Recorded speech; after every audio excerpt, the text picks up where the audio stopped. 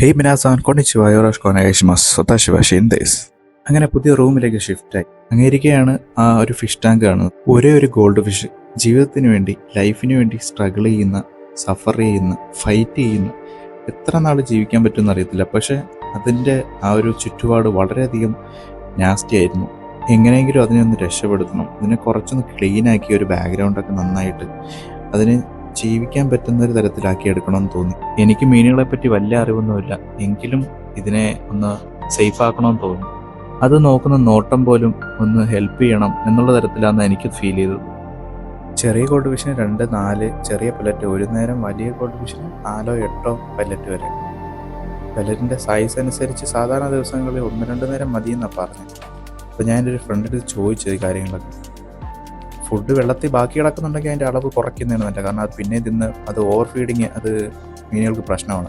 അത് ഞാൻ കുറച്ച് കൊടുക്കാവുന്നൊക്കെ എൻ്റെ അടുത്ത് പറഞ്ഞിരുന്നു. അപ്പോൾ അതനുസരിച്ച് തന്നെയാണ് ഞാൻ കൊടുത്തത്.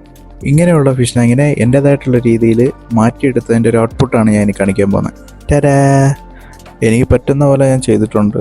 ഇതിനപ്പുറം കാരണം 1 മണിക്കൂർ എടുത്തു. കാരണം ഇത് നല്ല രീതിയിലുള്ള കറയും അതിനകത്തുള്ള ഒരുപാട് ബാഡായിട്ടുള്ള വെള്ളവും എല്ലാം കളഞ്ഞപ്പോൾ ഒരു ടൈമായി. എനിക്ക് ആ തടിക്കഷ്ണം അത്ര ഇഷ്ടപ്പെട്ടില്ല. എന്നാലും അതൊന്ന് കഴുകി വൃത്തിയാക്കി ബ്രഷൊക്കെ ചെയ്ത് അതുപോലെ തന്നെ വെച്ചിട്ടുണ്ട്. റൂം ഓടേണ്ട അല്ലേ, അതുകൊണ്ട് നമുക്ക് നശിപ്പിക്കാനും പറ്റില്ലല്ലോ, കളയാനും പറ്റില്ല. അത് അതുപോലെ വെച്ചു. പിന്നെ മീനിനെ അതിനകത്തോട്ട് എത്തിച്ചു. ചിലപ്പോൾ ഒരാൾക്ക് നൽകാൻ കഴിയുന്ന ഏറ്റവും വലിയ പരിചരണം അവന് നല്ലൊരു അന്തരീക്ഷം ഒരുക്കുന്നതാണ്. ഈ ചെറിയ ഗോൾഡ് ഫിഷിനെ മോശമായ സാഹചര്യത്തിൽ നിന്ന് മാറ്റി കൂടുതൽ നല്ലൊരു ഇടത്തേക്ക്. കാരണം ഓരോ ജീവനും നല്ലൊരു ജീവിതം അർഹിക്കുന്നു. അപ്പോൾ thank you for watching. Bye guys.